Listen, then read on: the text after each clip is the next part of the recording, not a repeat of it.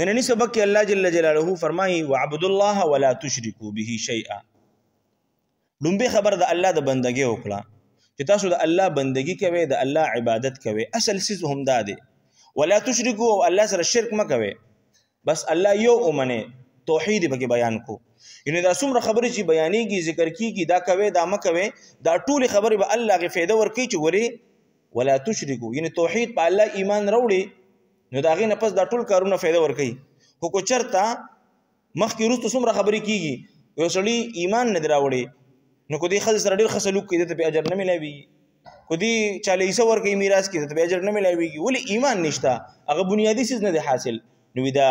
د الله بندگی کول او د الله سره شرک نه کول دا ډېر بنیادی څیز دی چې سړی د شرک نه پاک ډومبه نو د ټول اعمال الله په نسبت قبول لري او په هر عمل د الله پاک ثواب ورکړي. خو کو چرته د الله سره شرک کوي نو د خدای منلو ته تیار نه دي، الله بدل اجر د کم زین ورکړي. نو دی وجنه الله فرمایي تاسو د الله بندگی کوئ، د الله عبادت کوئ، الله سره هیڅ څوک شریک مه جوړوئ.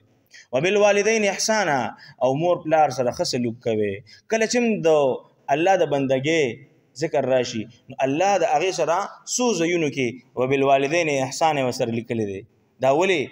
د دوی ډېر زیات تاکید دی چې ګورې د الله عبادت کوه، د الله سره شریک مه جوړوه، او مور پلار سره ښه سلوک کوه. پته لګي چې څنګه د الله دا شرک ناقابل معافي دی، ناقابل قبول دی. نو ګوره د مور پلار سره زیاتې کول دا ګوره ډېر خطرناک عمل دی،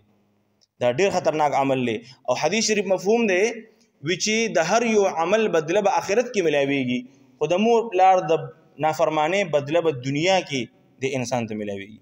د دنه به الله پاک د هغې بدله په دنیا کې اخلي. قرآن کې الله فرمایي ولا تقل لهما اف،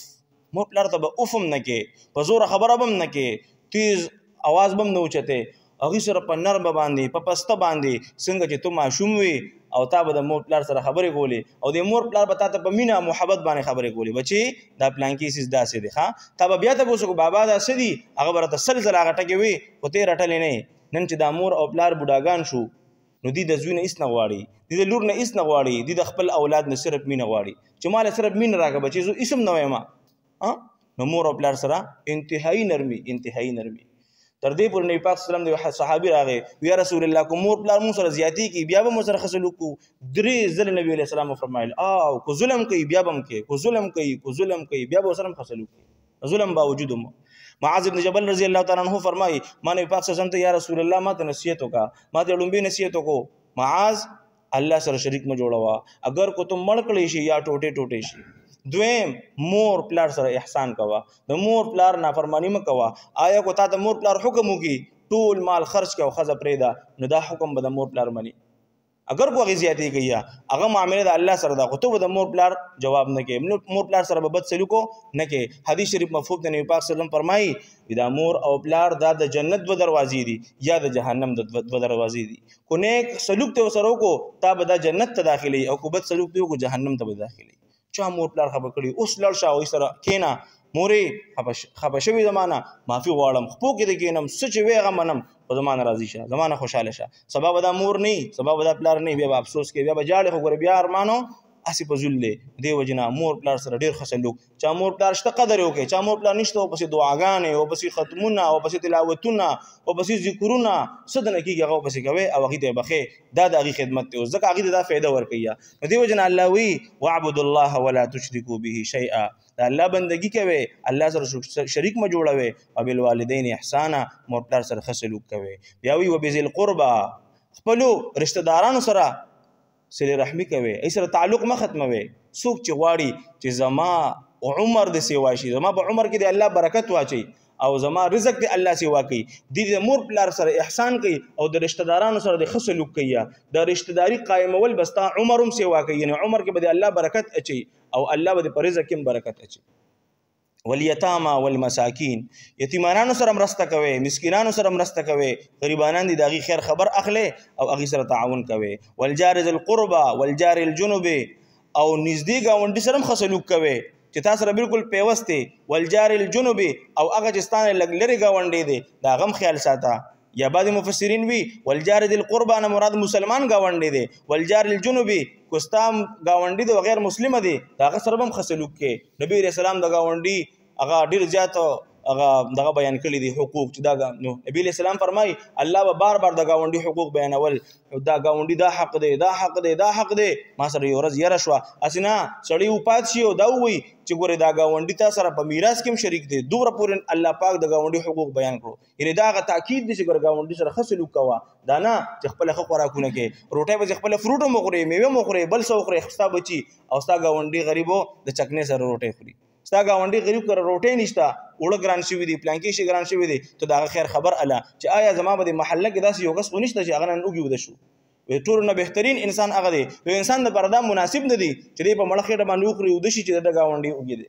دی به د ګاونډي ړومبې څه کوي تپوس کوي یا څه کور کې پاخه کوي کره بلیږي وایي سره نور څه امداد هغه به کوي پرون مې یو خبره اورېده یو ماشومه ده د هغه پلار سپلې ګنډي تپوس دې کوي یا پلار ته تاسو څه کوئ ګزاره څنګه روانه ده هغه ورته بس چې نو وخورو چې نه نو بس نه خورو ماشوم یې تاسو کو بچي بیګم سره روټه خوړې ده هغه ته ابا مونږ بیګا د چکنه سره روټه خوړې چلی اړه درد کی یار دا مسلمانی ده غیرو کې دومره یو انسانیت ته مسلمان ډیر ځات پریوت نن سبا هر سړی پزان کې دي زه روټه مخرمه بیا بس خپل بل سم مخرمه میوه مخرمه دا مخرمه او د بل چا وړغم فکر شته نه دی وجنه زما عزت مندو مونږ یو موټی یو مونږ یو قوم یو مسلمان دا جسد واحد دی دا یو جسم دی په جسم کې بسترګ درد دی دا ټول جسم سره بیا آرام دی په جسم کې پلاس درد ټول جسم بیا آرام دی دغه رنګ ټول مونږ یو مسلمانان یو چې کوم مسلمان ته تکلیف دی کوم مسلمان په حالات کې دی مونږ به دغه نزان خبرو او دغه خیرخواهی مدد او تعاون به سره کوو ځکه چې دې دردي کې گویا چې دردېږم دیو جن الله وی والجار ذل قربا والجار الجنوب بیا وی وصاحب بالجنب استاد اړخ ملګری د سره مم خیرخواهی کې د اړخ ملګری په شټ سره یو ځای شړې کې ناستو په کلاس کې سره یو سړی یو کس ملګری یو ځای ناشته په هر ځای کې ستاسو سفر ملګری دی هر څه دي دبم خیر خوایي د خیال ساتي ځان په تکلیف کې خوش زما د گاونډي زما د ملګری د په سہولت باندې وي وابن السبيل مسافر سره خیال کوي دا غي مرسته تعاون کوي وما ملکت ايمانكم او هغه چې تاسو خلاصونه دا غي مالکان دي یعنی تاسو وینځي او تاسو غلامان دي سره خصلوک کوي چونکه نن سباشتنه علماء کرام فرمایي چې هغه تاسو سره کارونه کوي روزګار کوي نوکران دي تاسو سره منډه کې تاسو سره دکان کې تاسو سره کور کې تاسو سره پټي کې هغه نوکری کوي نو هغه باندې د هغه د وسن خل ازیاتو بوج په ما چوا او هغه سره خصلوک کوا تنخواه ولا پټیم ور کوا هغه سره زیاتې مکوا د ټول خبرو هغه خیال ساته په خپل سخوري هغه باندې خوروا خپل ساغوندي هغه باندې غوندوا همدا غرنګ غلامانو وین سره دا حکم دی چې خپل سکه هم هغه سره هغه سلوکو کوا الله په پتا باندې رحم کوي ان الله لا يحب من كان مختالا فخورا بشک الله نه خوږي هغه څوک چې غرور کوي تکبر کوي یا لوی کوي فخورا او خپل استاینه کوي خپل استاینه باندې کوي کو څوک ستا صفت کوي دي ځان په ناغره ځکه چې مخکې د چا صفت مکوي بس په پیسې باندې وایا او دغه مخکې دغه صفت مکوا او خپل استاینه خپل لوی چرته موایا ټول عمر د الله لوی وایا او د الله لوی بیان